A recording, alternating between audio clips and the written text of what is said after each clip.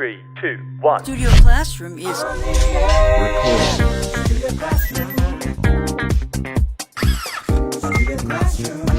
by.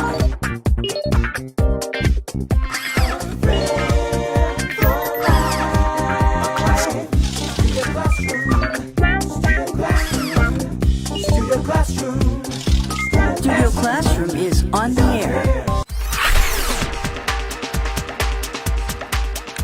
Well, hello and welcome to Studio Classroom on the air. Your English will improve today. I hope you believe it. I do, and I'm very glad you're joining us for our lesson today. My name is Gabe. Now, do you have a favorite artist? I do. He's at home right now hanging out with his mommy, my wife. He makes cute little pictures. But of course, there are many famous artists in history, right? Like Leonardo da Vinci is probably the most famous. But what about Albrecht Dürer? Have you heard of this person? He is the name of our lesson today, Albrecht Dürer. I hope I pronounced that correctly. He is the Leonardo of the North. Yesterday we learned about this German artist, and what kind of art did he do?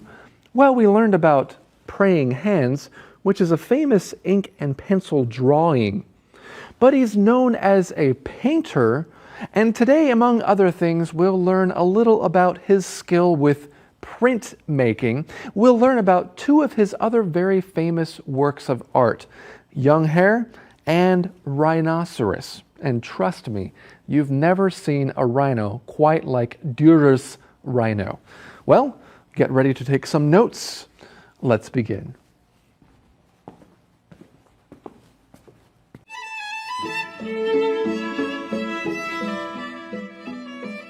Albrecht Dürer, Leonardo of the North. Dürer apprenticed with his father, who was a goldsmith, and also with a local painter. But he showed a remarkable talent for printmaking, which at the time was the main method of illustrating books. This art form involved carving an image into a block of wood, inking the wood, and then pressing it against paper or cloth. Dürer's skillful carving resulted in beautiful prints. In fact, Dürer was the artist who elevated printmaking to an independent art form. Greatly fascinated and influenced by Renaissance Italy, Dürer visited Italy twice, absorbing Italian philosophy, science, and artistic techniques. He served as official court artist to two Holy Roman emperors, Maximilian I and Charles V.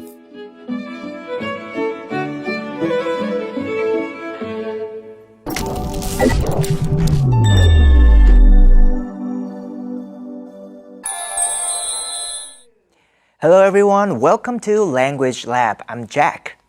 我们今天要看的字是 apprentice。apprentice 可以当作名词，也可以当作动词。如果是名词，意思是学徒。比如说 The famous sculptor had a lot of apprentices in his studio. 那位名雕塑家的工作室里有好几位学徒。不过在文章里 apprentice 是一个动词，意思是成为学徒或是当学徒。譬如说 A long time ago, many of the boys in this town did not go to school, but were apprenticed instead. 很久以前，这座小镇很多数的男生都没有去学校读书，而是去当学徒。或是 The boy's father sent him to the big city to be apprenticed to a glassmaker. 男孩的父亲把他送到大城市去当一位玻璃工匠的学徒。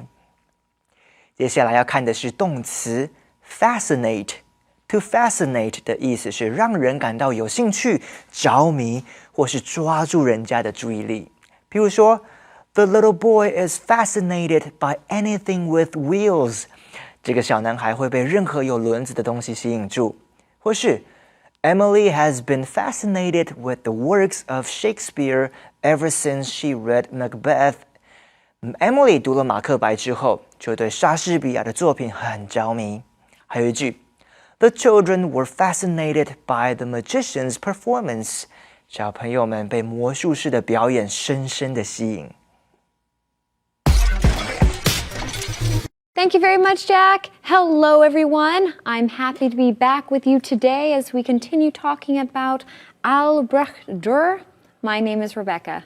Well, we continue here. Dürer apprenticed with his father, who was a goldsmith and also with a local painter.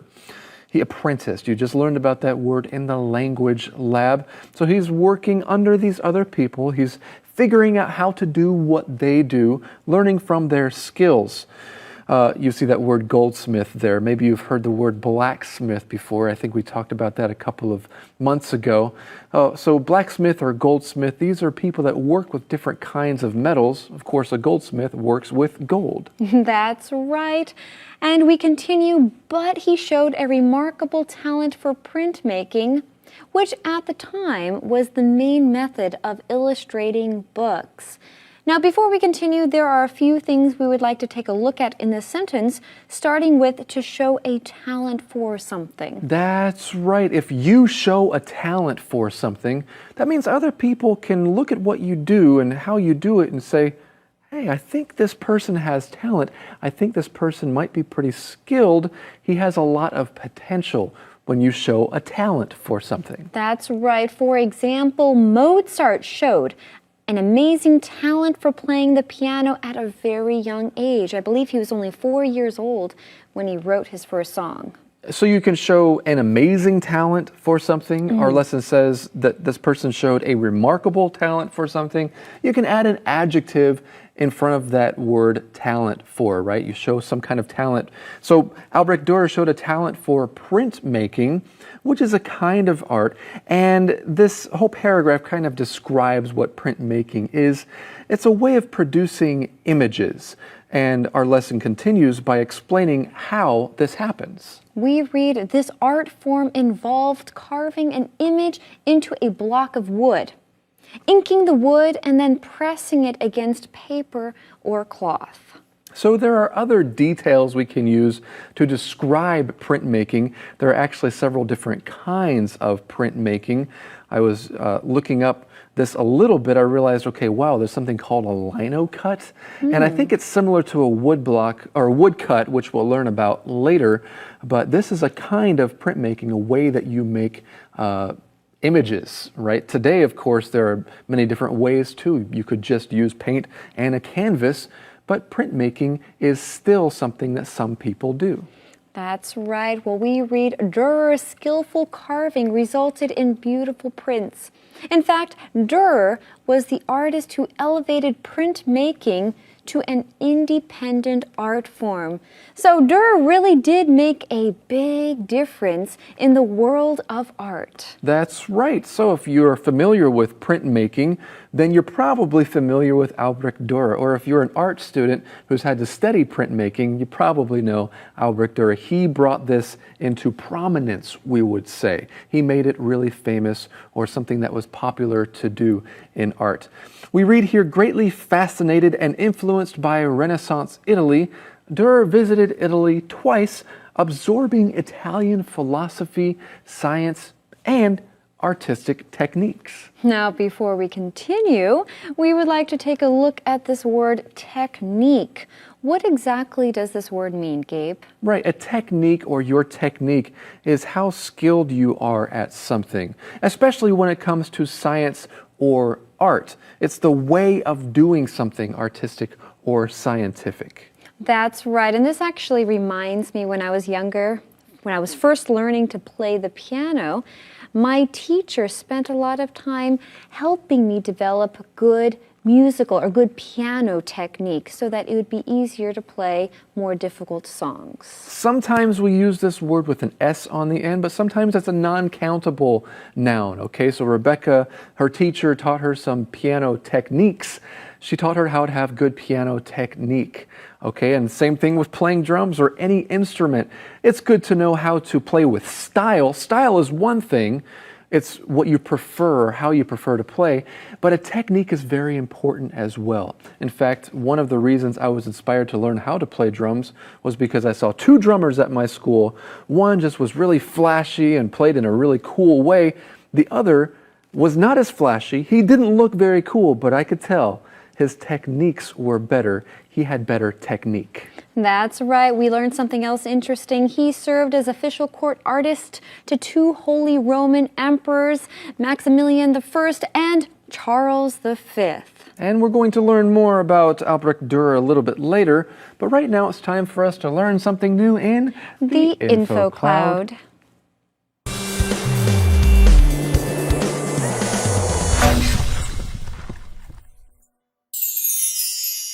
Hello, friends. Welcome to InfoCloud.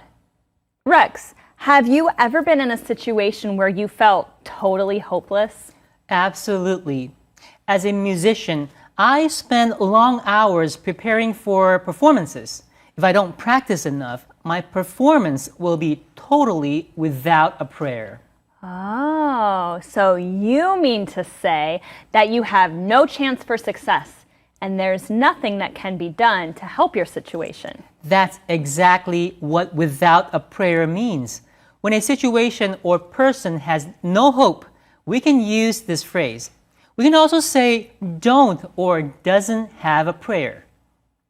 The deadline for your project is tonight. You don't have a prayer of getting it done. Here's another example. Without the help of their star player, the football team didn't have a prayer of winning the game. You know, Anne-Marie, I've never heard you use this phrase. That's because I don't.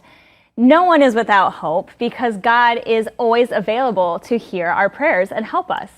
Therefore, I believe that no one is ever truly without a prayer. 当你碰到一件几乎没有办法成功的事情，你可以用今天分享的用语 without a prayer 来形容。Without a prayer 字面上是没有任何祷告。当一件事情是 without a prayer， 那就代表没有人在为那件事情祷告，因此成功的几率渺茫。If I don't practice, my performance will be without a prayer. 如果我不练习，我的演出是不会成功的。你也可以用 don't have a prayer 来表达同样的意思。The football team didn't have a prayer of winning. 那个足球队根本不太可能获胜。这就是今天的 Info Cloud， 我们下次云端见。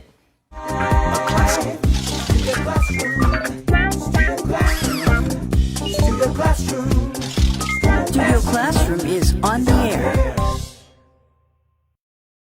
Welcome back to Studio Classroom. Here's a little quiz for you.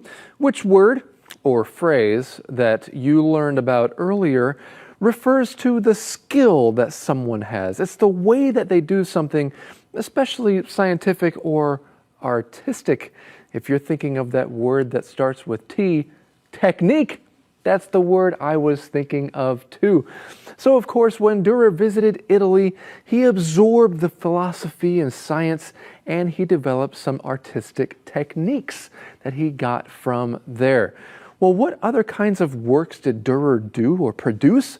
Let's find out about those right now.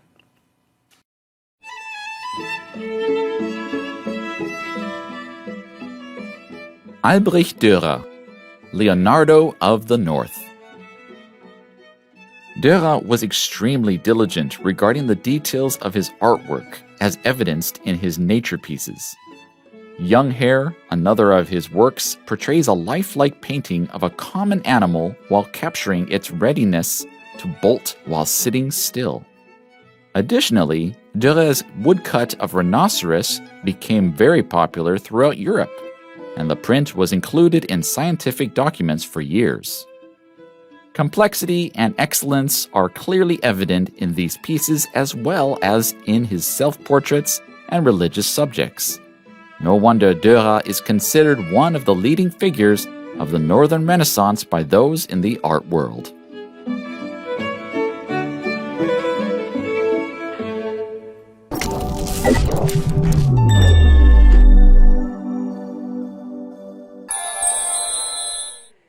好，我们来看下一个动词 bolt。在文章里 ，to bolt 的意思是快跑。譬如说 ，Teddy bolted through the train station and managed to catch the train. Teddy 在火车站里快跑，然后成功赶上火车。To bolt 也有把门栓插上的意思，例如 Charlie quickly closed the door and bolted it. Charlie 赶紧把门关上，然后把门栓插上。我们也可以用 bolt 来指快速的吃下东西，而且是食物几乎没有被嚼到的那种速度。比如说 You shouldn't be bolting your food like that. You're going to get a stomachache. 你不应该那样狼吞虎咽，那样会造成你的肠胃不适。最后我们要看的字是 complexity。Complexity 是一个名词，意思是复杂性。比如说 The complexity of the story is the reason why I really like this book. 我之所以会喜欢这本书，是因为故事内容的复杂性。或是 The complexity of the problem is starting to stress everyone out. 这个问题的复杂性开始让大家感到压力很大。还有一句 Some people would be fascinated by the complexity of this puzzle, while others would immediately lose interest. 有些人会被这个谜题的复杂性吸引住，但也有一些人会马上失去兴趣。All right, let's get back to our teachers. Thank you very much, Jack. Yeah, Jack, we were just talking about how we appreciate that your sentences, your examples were not too complex or difficult to understand.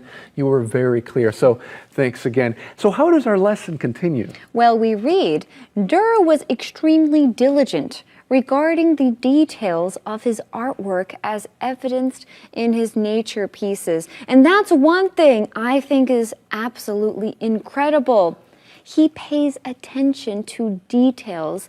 Unlike, a lot of artists do, but his are very obvious, the details. Yeah, we're going to take a look at a couple here in a minute. But first, let's take a look at that phrase, something as evidenced in something. You see that word evidence. In Chinese, that is 证据. So you can see the kind of proof for something or evidence, right? So this is a short, clear way of saying, as you can see the evidence in something else. So we're talking about his paintings here. You can see a lot of detail.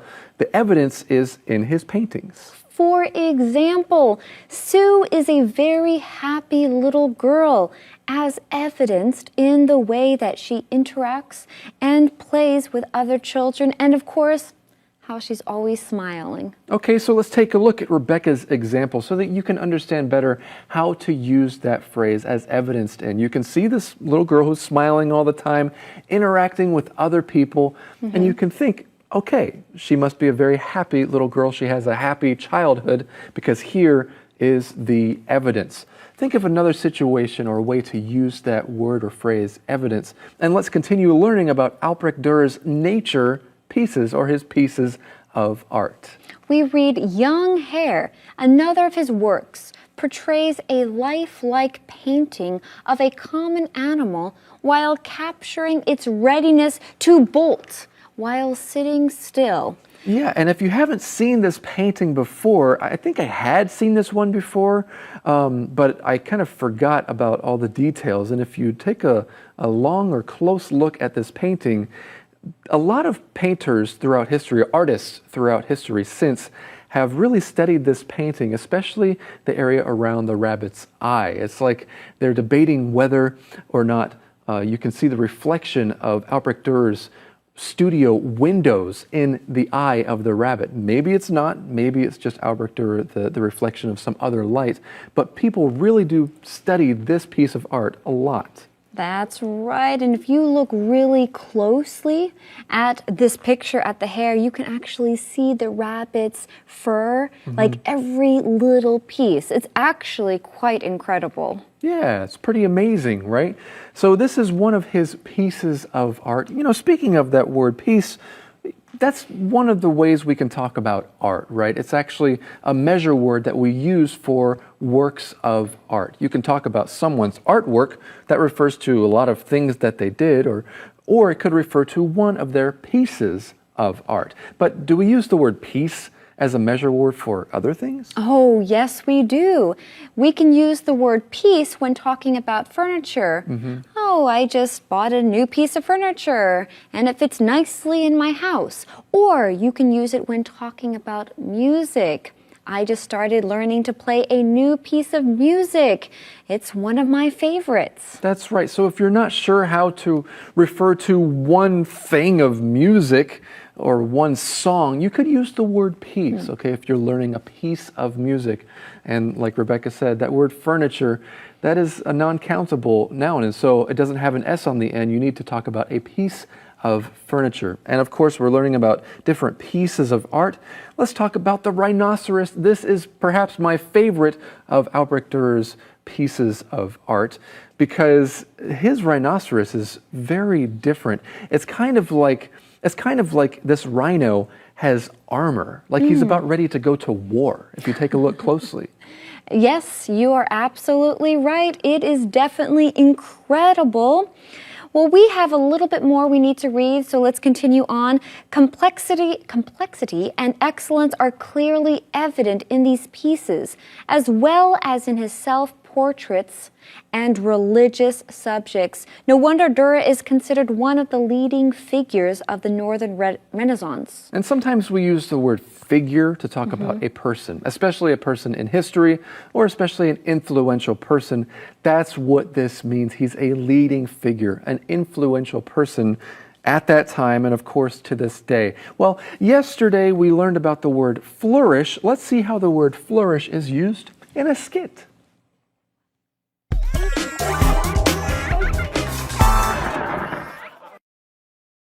I planted some flower seeds a few months ago. Me too. And look, my flowers are flourishing. Wow, they're beautiful. Yes, they are. The plants are growing bigger and bigger. They have healthy leaves and colorful flowers. Yes, they really are flourishing. So what's your secret? What makes these plants flourish? Well, I planted them in good soil. That's very important. Oh, good soil helps plants flourish? That's right. And I water them every day. Every day? Yes, plants need water to grow and flourish. Anything else? Sunshine, of course. Sunshine is very important to plants. So soil, water, and sunshine. That's right. So how about the seeds that you planted? Are they flourishing too? Well, no, not really. I guess I'm not very good with plants. Poor thing. Yeah. So what can I do to get flowers as beautiful as yours? Well, if I were you, Yeah? I'd buy plastic flowers. Fake flowers. That's a great idea. Yeah, you don't have to worry about watering them or them getting enough sunshine, you know? Well, the nice thing about fake flowers is they never die. Friends, we've had a great week. You've learned a lot of words and phrases and different kinds of sentence patterns. Make sure that you review all of our lessons and all of the things that you learned. And remember, if you're not sure how to pronounce certain words, check out the QR codes near the date of every lesson to hear it being read aloud. Well, we have another completely different lesson for you next time, so be sure to join us then right here on Studio Classroom. Bye-bye. I am so proud to have you in my life. A good friend lasts a lifetime.